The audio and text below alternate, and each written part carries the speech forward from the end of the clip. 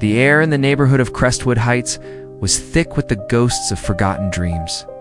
It clung to the rust-pocked chain-link fences, settled in the cracks of the sun-bleached pavement, and whispered from the shadowed doorways of tired two-story homes.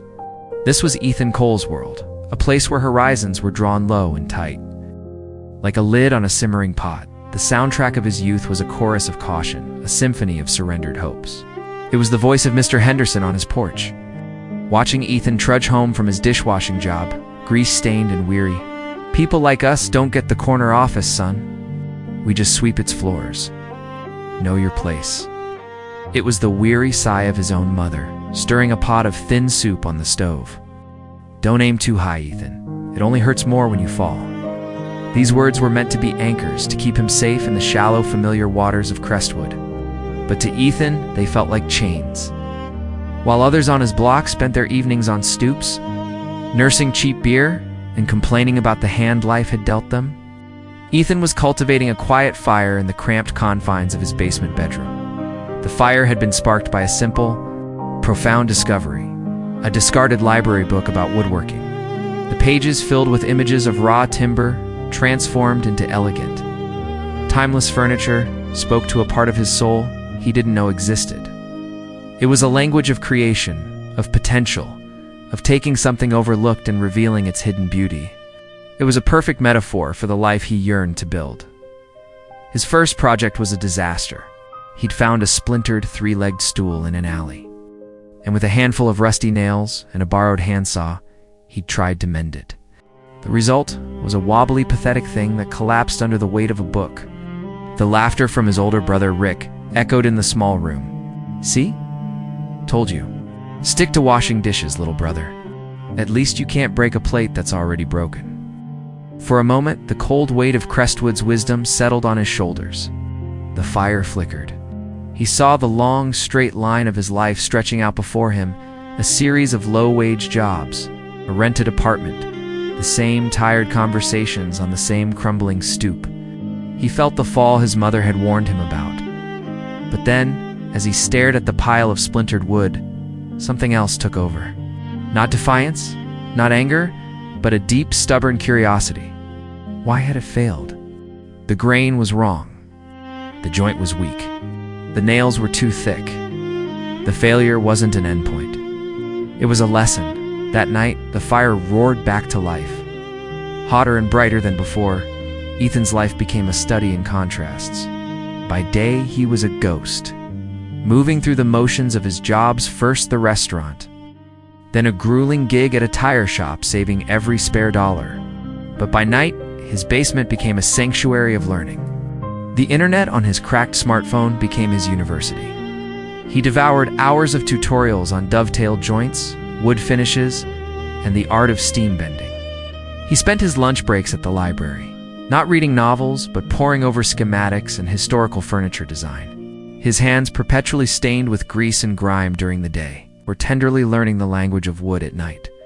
He didn't have the tools, so he improvised.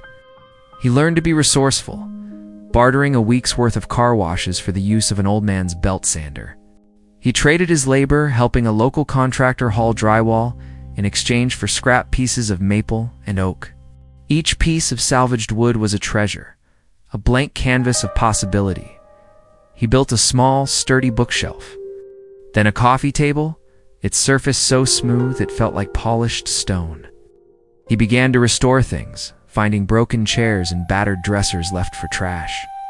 He'd haul them back to his basement, and under the bare bulb's glow, he would begin the patient, painstaking process of resurrection. He'd strip away layers of old, cracked varnish, like peeling back years of neglect. He'd sand away the deep gouges and scratches, smoothing over a history of misuse. He would find the hidden soul of the wood, the swirling grain and rich color that had been there all along. Waiting for someone to believe in it, his progress was slow. A quiet revolution happening in a forgotten corner of a forgotten neighborhood. The calluses on his hands grew thicker, the set of his jaw more determined. He was often exhausted, his muscles aching, his eyes burning from lack of sleep. There were nights he'd fall asleep at his workbench, the scent of sawdust, and would stain a comforting perfume. one sweltering summer afternoon. A young kid from down the block named Leo wandered into the open garage where Ethan was carefully fitting a new leg onto an antique writing desk. Leo watched, mesmerized, as Ethan worked with a focus that was alien in Crestwood. "My dad says you're wasting your time." "Ethan," Leo said, his voice a mix of childish curiosity and parroted cynicism. "He says you're working for free, fixing junk." He kicked at a loose stone on the concrete floor. "Why do you keep trying so much?" Ethan paused, wiping a sheen of sweat from his brow with the back of his arm. He looked at the intricate grain of the mahogany he was shaping, then at the boy, whose eyes held the same familiar flicker of doubt he saw in almost everyone around him. He didn't offer a lecture or a defense. He just gave a small, genuine smile. "Because I'm not living for their limits, Leo," he said, his voice soft but firm. "I'm living for my possibilities." The words hung in the humid air, simple and profound. It was the thesis of his life, the creed he had unknowingly written with every hour of study, every splinter, every drop of sweat. His masterpiece was that writing desk. It had been a wreck when he found it, its veneer chipped, one leg snapped clean off, its brass handles tarnished a sickly green. Over 3 months, he poured every ounce of his skill and passion into it. He learned how to inlay a small, delicate strip of maple along its edge. He painstakingly polished the brass until it gleamed like gold. When he applied the final coat of finish, the mahogany glowed with a deep, rich fire that seemed to hold the light of the setting sun. It was more than a piece of furniture. It was his soul, made of wood and patience. He convinced Sal, the owner of the local pawn shop, to let him display it in the front window. Sal, who had seen 100 dreams come and go, grumbled but agreed. 5 days, Cole, then it goes in the back. For 4 days, the desk sat there, an aristocrat in a room full of paupers. People from the neighborhood would pass, shake their heads, and mutter about the futility of it all. Then, on the 5th day, a woman in a sharp business suit, whose car was worth more than most houses on the block, stopped. She had been taking a detour to avoid traffic. She stared at the desk, her head tilted, an expression of disbelief on her face. She went inside and found Ethan, who was there to retrieve his work. She ran her hand over the impossibly smooth surface. "Where did you get this?" she asked, her voice filled with an expert's appreciation. "I restored it," Ethan said simply. The woman, an acclaimed interior designer named Clara Vance, peppered him with questions. She saw not just the craftsmanship, but the story within the wood. She saw the dedication, the refusal to cut corners. Before she left, she handed him her card. "I have a client," she said, her eyes meeting his. "A library and a historic home. They need custom shelving and a centerpiece table.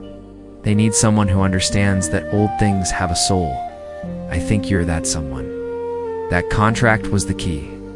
It was the first step out of the basement and into the light. He used the advance to rent a small, dusty workshop on the edge of town.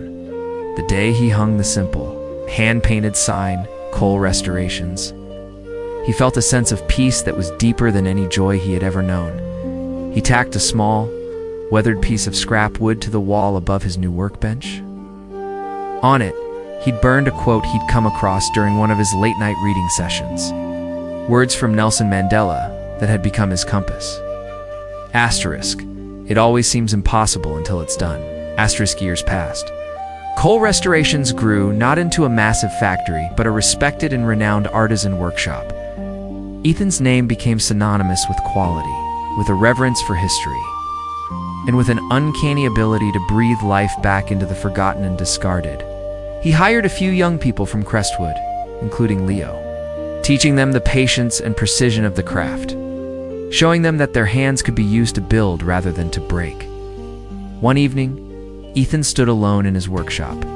The air was fragrant with the scent of cedar and linseed oil. Golden light from the setting sun streamed through the large windows, illuminating the fine particles of sawdust that danced in the air like constellations. He ran his hand over the top of a massive oak table he was finishing, its surface a testament to hours of labor and love. He thought of the voices from his past, the chorus of doubt and discouragement, They were quieter now, faded echoes in a life filled with the satisfying rasp of a hand plane and the quiet hum of purpose. He hadn't silenced them by shouting back. He had simply outbuilt them. He hadn't run from the limits they had tried to place on him.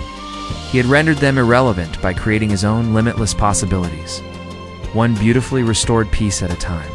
The fire in his soul, once a secret flicker in a dark basement, now warmed the entire room, and it was a light for others to follow.